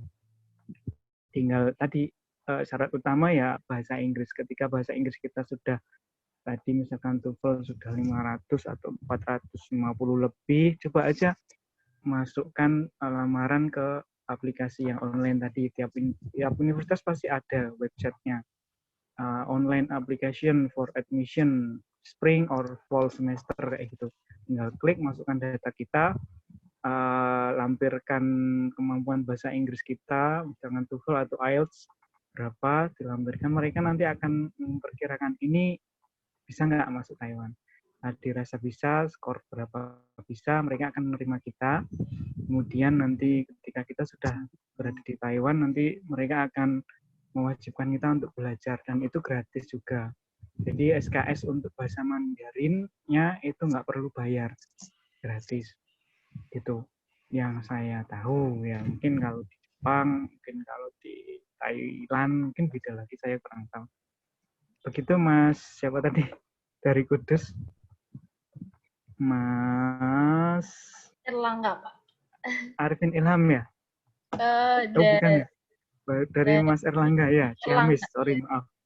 Ya, dari Ciamis, Mas Baik, Pak. Erlangga. Ini dilanjut ya Pak ke pertanyaan kedua, Pak, masih mengenai ditujukan kepada Bapak. Mungkin ini dari mahasiswanya, Pak. Dari Ayu Andira, dari mahasiswa SD, katanya seperti diketahui bersama bahwasanya untuk dapat kuliah di luar negeri mungkin yang dipersiapkan tidak hanya dari segi ilmu tapi mental. Terus bagaimana mental kita dapat dibangun untuk berani melangkah ke arah tersebut. Menurut Bapak, bagaimana proses penanaman mental bagi diri kita untuk para pelajar atau mungkin kami mahasiswa yang berkeinginan melanjutkan pendidikan di luar negeri? Oke. Terima kasih Mbak Ayu Andira dari di PGSD ya. Salam kenal, saya sudah 3 tahun tidak ngajar di PGSD, mungkin belum kenal dengan saya. Dan saya juga belum kenal dengan Mbak Ayu ya, Ayu Andira. Nah, terima kasih atas pertanyaannya, bagaimana supaya tekad kita kuliah di luar negeri itu ada gitu. Yang pertama pastilah kita harus niat dulu ya. Niat itu bisa dibuktikan dengan ya kita cari gimana supaya bahasa Inggris kita bisa memenuhi syarat beasiswa, misalkan 500 TOEFL atau 6 untuk IELTS. Itu pasti yang pertama adalah niat kita. Kalau kita sudah berniat, saya ingin kuliah ke luar negeri dengan gratis, itu pasti nanti kemudian akan menggerakkan raga pikiran kita untuk supaya bicaranya atau bagaimana caranya nilai kita bisa dapat minimal ya standar yang dipersyaratkan oleh beasiswa. Ketika niat sudah bulat, nanti kita tergerak untuk dapat itu, mungkin misalkan dengan kursus, misalkan dengan ikut mata kuliah bahasa Inggris dengan intens kayak gitu. Lalu yang kedua, yang setelah niat itu adalah restu orang tua ya. Jadi dulu saya juga memang niatnya sudah tinggi, tapi mungkin ayah saya kurang merestui sehingga beberapa kali coba di Jepang 2 kali itu pada tahun 2017-2016 selalu gagal, selalu nggak bisa. Kemudian setelah itu akhirnya ya ayah saya wafat ya. Ayah saya wafat, meninggal, kemudian ibu saya, nggak apa-apa lah kamu sana keluar negeri nggak apa-apa. Yang penting niatnya belajar. Setelah ada restu dari ibu itu langsung alhamdulillah langsung ada jalannya, langsung diterima di Taiwan. Dan gratis juga tanpa saya keluar biaya. Paling keluar biaya hanya untuk buat bikin visa sama tiket terbang pertama itu. Bikin visa lewat calo biar cepet ya, maksudnya nggak susah. Itu di Jakarta sekitar 3 juta. Kemudian tiket pesawat waktu itu masih ada sekitar 1,5 juta. Jadi berapa itu? Modal saya cuma paling 5 juta ya.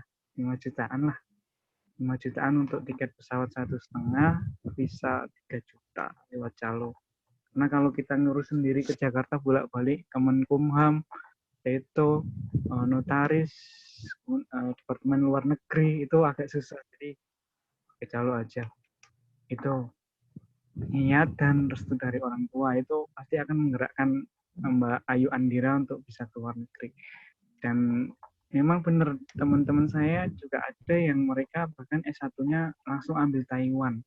Jadi setelah lulus kuliah itu, saya juga heran, kok bener banget, kok sangat berani langsung ke Taiwan padahal masih usia sangat belia. Cewek lagi, ada beberapa cowok juga. Yaitu salah satunya ya niat tadi sama restu orang tua, pasti bisa. Itu nanti kalau misalkan Mbak Ayu pengen S2-nya di Taiwan pun insya Allah bisa hubungi saya, misalkan tertarik. Kemudian saya akan hubungan dengan teman-teman yang kemarin di education. Di kampus saya juga tersedia education dengan bahasa Inggris. Ada beberapa juga yang dari Medan, dari Surabaya, dari Kalimantan juga ada kemarin. Itu dari saya Mbak Ayu Andira, niat yang kuat dan restu dari orang tua, itu saja. Modal 5 juta paling udah cukup. Baiklah, terima kasih atas jawabannya. Mungkin semoga bisa terjawab ya Mbak Ayu dan Mas Erlangga tadi. Kemudian ini pertanyaan untuk Pak Juang. Ada yang titip pertanyaan.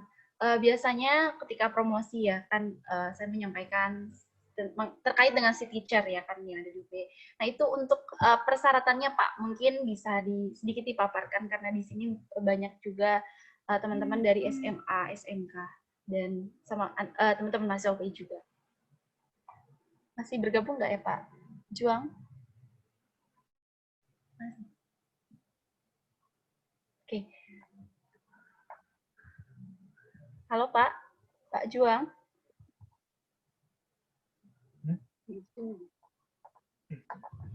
Oke, nggak apa-apa kita skip dulu aja, mungkin nanti bisa terhubung kembali. Baik, pertanyaan selanjutnya itu dari masih Mas Agus ya, Mas Agus Prianto nih ya. Nanti pertanyaannya ada 2, mungkin ini bisa langsung dijawab oleh Pak Aji ya Pak. Ini terkait dengan pertanyaannya yaitu untuk jurusan teknik elektromedis, apakah itu bisa kuliah di luar negeri dan apa saja persyaratannya? Kemudian karena memang Mas Agus ini minat untuk kuliah di luar negeri, mohon penjelasannya. Nah, karena ini salam dari saya anak perbatasan Indonesia Malaysia, dari Kalimantan. Oke, baik. Terima kasih Mas Agus ya. Ini Mas Agus ini mahasiswa kita atau siswa? Iya Pak, betul. Mahasiswa UPY, jurusan teknik rekayasa elektromedis. Oke, baik. Ya kan. Mungkin saya juga ngajar mungkin ini ya kemarin ya. Oke, baik. Terima kasih ya yang pertanyaannya. Bagaimana? Jadi kalau supaya lebih mudah aja bagaimana cara mendapatkan beasiswa, itu lagi yang saya tekankan ya sekali lagi.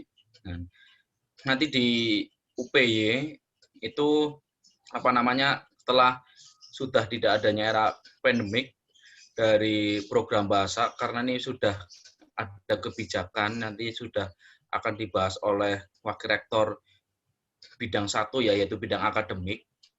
Ini ada kebijakan program khusus atau programnya semacam KP ya, berarti kelas persiapan, program khusus untuk menghantarkan mahasiswa-mahasiswa kita yang ingin go internasional. Seperti Taufik itu yang tadi sudah dijelaskan dengan Pak Ruda juga, bahwa modal yang paling pertama adalah TOEFL ya, sekali lagi TOEFL ini.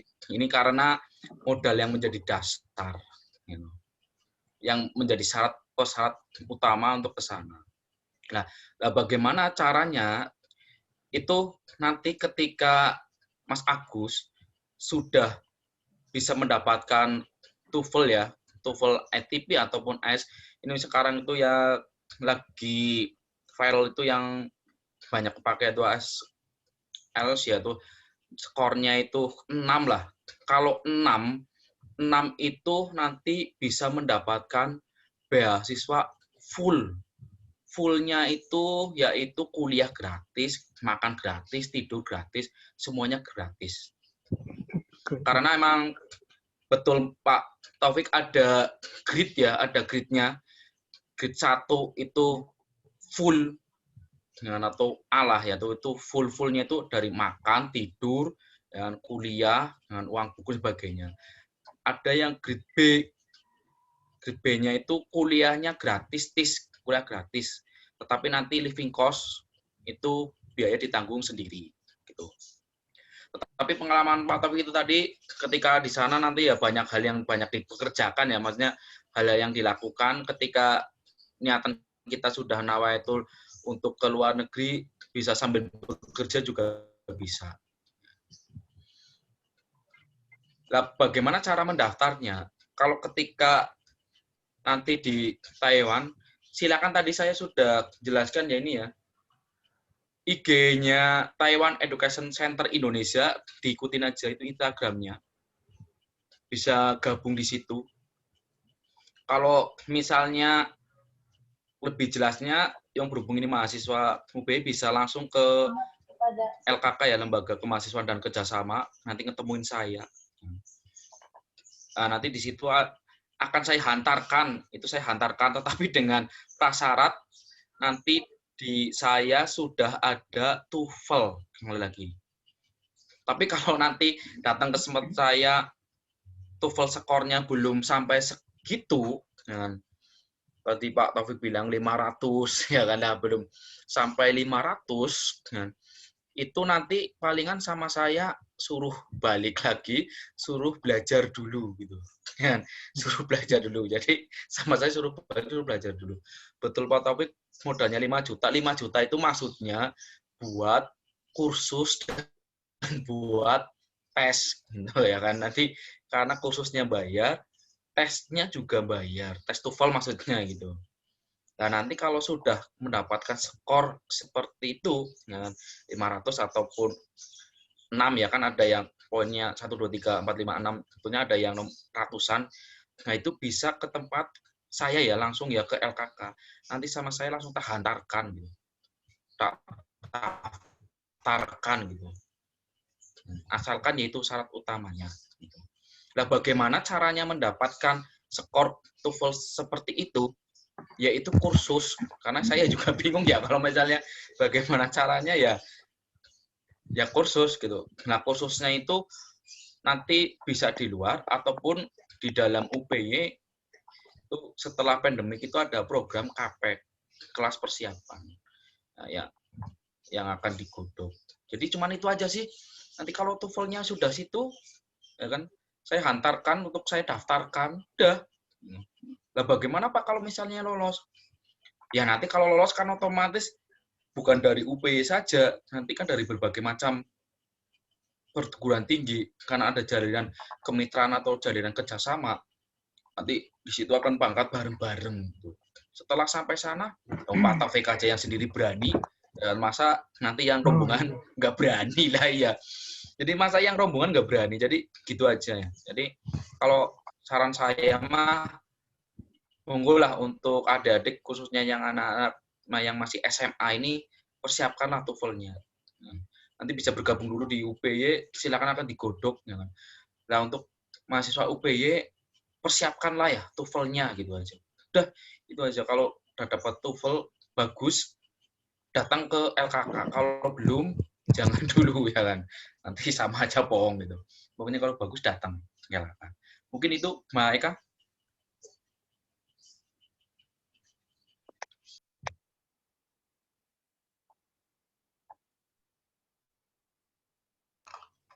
Mbak Eka, silakan.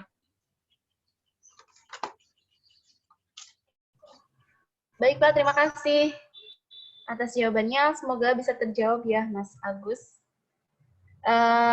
Baik, karena ini ada yang bertanya terkait dengan beasiswa di UPY, saya sedikit akan menyampaikan bahwa di Universitas PGRI Yogyakarta kita memiliki 12 beasiswa dari YPUPY. Itu yang pertama untuk yang jalur undangan, karena ini udah ditutup ya di bulan Januari kemarin. Kemudian mahasiswa berprestasi itu bagi yang memiliki sertifikat kejuaraan baik tingkat nasional, baik di dalam bidang akademik, kemudian seni maupun olahraga. Kemudian ada beasiswa tim PMB, ya itu untuk mahasiswa yang sudah bergabung untuk membantu menyukseskan PMB di UPY. Kemudian ada beasiswa yatim piatu dan tidak mampu.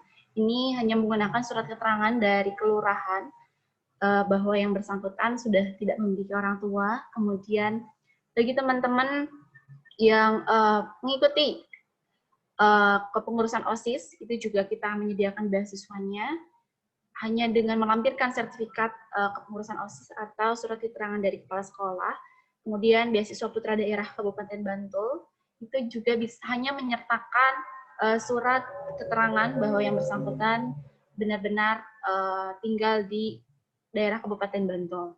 Kemudian ada beasiswa YPUPY, di mana ini nanti kuliahnya full, yang ingin mendapatkan beasiswa ini, itu juga nanti biaya kuliahnya atau SPP, SKS-nya semuanya digratiskan selama 8 semester. Kemudian ada beasiswa PGRI, itu bagi orang tuanya yang anggota PGRI, kemudian atau yang anaknya sekolah di PGRI, itu ada beasiswanya juga. Kemudian bagi anak pegawai Pemda, pemerintah daerah, itu juga bisa ada beasiswanya. Nanti bisa hanya melampirkan bukti bahwa orang tuanya bekerja di Pemda. Kemudian anak kandung atau karyawan dosen dari Universitas PGRI Yogyakarta, ada beasiswa UPY Peduli, karena sekarang pandemi, sehingga UPY menyediakan UPY Peduli. Itu biasanya pemotongan nanti biaya DPP atau uang gedung, atau bisa dinamakan tridharma. Kemudian ada beasiswa anak petani Indonesia nih teman-teman, bagi orang tuanya sebagai petani, nanti bisa melampirkan mungkin anggota petani Indonesia, itu nanti bisa mendapatkan beasiswa anak petani Indonesia. Nah, banyak sekali beasiswa yang ada di UPY juga, yang tentunya bisa teman-teman manfaatkan, atau kesempatan ini bisa digunakan sebaik-baiknya. Karena saya rasa yang tidak mengikuti webinar ini, mungkin informasinya kurang tahu ya mengenai beasiswa yang ada di UPY. Harapannya teman-teman yang mengikuti webinar ini, khususnya teman-teman yang belum mendaftar ataupun yang sudah mendaftar, bisa melanjutkan atau karena sudah registrasi dan sebagainya, bisa nanti mengajukan beasiswa. Adapun timeline-nya nanti bisa dilihat di Instagram-nya PMB. Kemudian ya untuk Mas Erlangga, beasiswa OSIS itu bisa untuk pengurus inti ataupun jadi anggota juga bisa. Gitu. Terima kasih. Ya, seperti itu sedikit beasiswa dari UPY, yang tentunya kita juga dari pemerintah yang tadi sudah sampaikan sama Pak Aji, bahwa kita menerima beasiswa KIP kuliah. Gitu ya Pak Aji. Ya baik teman-teman semuanya, menginformasikan lagi bahwasannya UPY sedang dibuka jalur mandiri gelombang 1 bagi teman-teman yang mau mendaftar bisa langsung hubungi PMB Hotline. Berikut nanti saya ketikkan nomor PMB Hotline. Dan juga nggak hanya online ya, kita juga tersedia secara offline, tapi dengan mematuhi protokol kesehatan itu kita ada di gedung FST lantai 1 di kampus unit 1. Seperti itu. Baik, peserta webinar semuanya, tadi kita telah menyimak bersama paparan yang telah disampaikan mengenai tadi beasiswa di Taiwan, kemudian Malaysia, kemudian program Si Teacher yang ada di UPY, dan Pak Aji juga sudah menyampaikan tadi terkait beasiswa yang ada di Jepang, Korea, dan tentu saja di UPY juga banyak sekali, sehingga sebelum mungkin ada yang S2-nya mau di luar negeri, nggak apa-apa S1-nya di UPY dulu. Nah, mungkin nanti bisa sebagai jembatan gitu buat teman-teman bisa kuliah di luar negeri atau merasakan ngajar tadi di luar negeri. Mungkin sebelum saya tutup, saya mau mengumumkan pemenang door prize yang sudah bertanya tadi. Untuk pemenang pertama yaitu dimenangkan oleh Muhammad Arifin, ya, sama Mbak Ayu Andira. Ya, kan nanti yang kedua ini teman-teman yang memenangkan door prize ini bisa menghubungi PMB Hotline ya. Nanti kita kirimkan door prize-nya. Kalau untuk mahasiswa ya Mbak Ayu mungkin bisa diambil di kampus. Kalau Mas Muhammad Arifin nanti kita paketkan ke rumahnya gitu. Nanti menghubungi nomor ini ya. Menghubungi nomor PMB Hotline yang sudah kita masukkan di chat room. Oke. Saya ucapkan terima kasih yang sebanyak-banyaknya kepada 4 narasumber yang telah bersedia meluangkan waktu dan tenaganya untuk mengisi acara webinar kali ini. Semoga bisa memberikan kebermanfaatan untuk kita semuanya. Amin ya rabbal alamin. Baiklah, kita sudah di penghujung acara. Terima kasih saya ucapkan kepada seluruh narasumber sekali lagi dan kepada seluruh peserta yang telah berpartisipasi. Mohon maaf atas segala kekurangannya. Saya Eka Cahyati Putri pamit undur diri. Wassalamualaikum warahmatullahi wabarakatuh. Waalaikumsalam warahmatullahi wabarakatuh. Sehat-sehat Pak Yai semuanya, Pak Taufik. Terima kasih. Sehat, Pak Yai. Terima kasih Pak Ruda, Pak Aji, terima kasih kesempatannya. Assalamualaikum. Terima kasih Mbak Eka juga ya. Ya, Pak. Waalaikumsalam warahmatullahi wabarakatuh. Yai. Oke.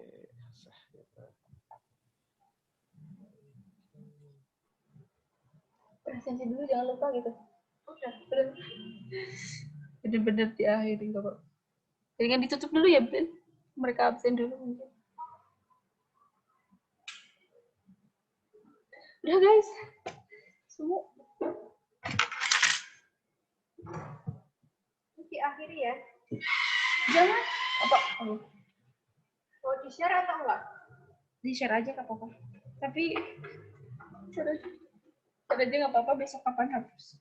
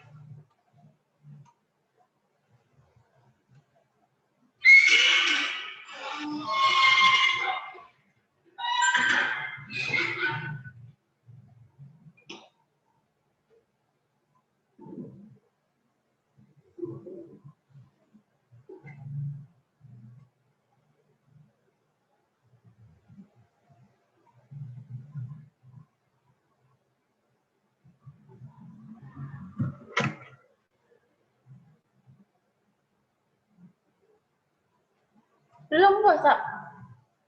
Puasa. Enggak. Puasa. Kan masih makan apa? Oh, iya. Makasih ya. Aduh.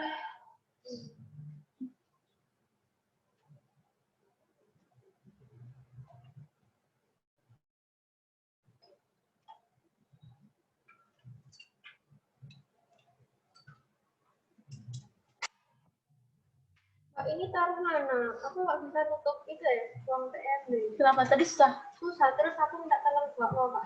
Iya, Pak. Masukin sini. Nanti kita masukin. Kunci ya?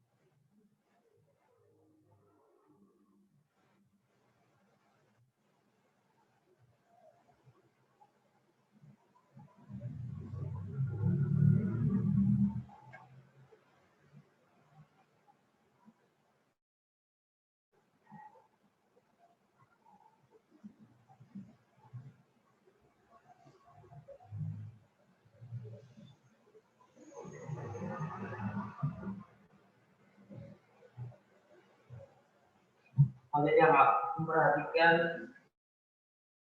tolong capai Zoom. Apa? Minta persepsi. Oh. Papa dia nih, kamu biar banyak ngecek. Ya malam minggu nanti. Minggu kemarin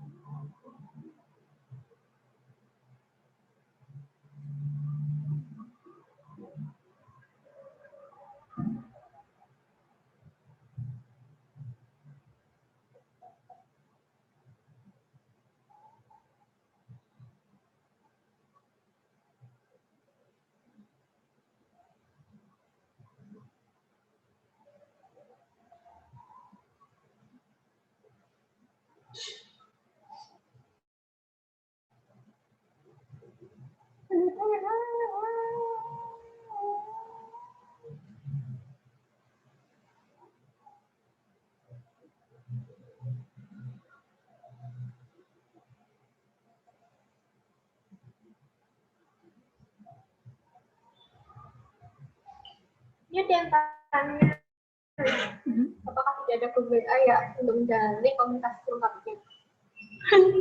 Nggak tahu. Itu siapa siswa atau siapa?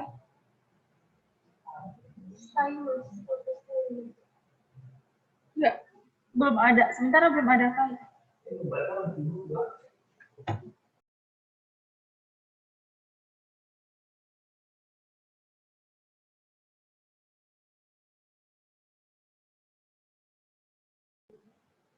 Hey.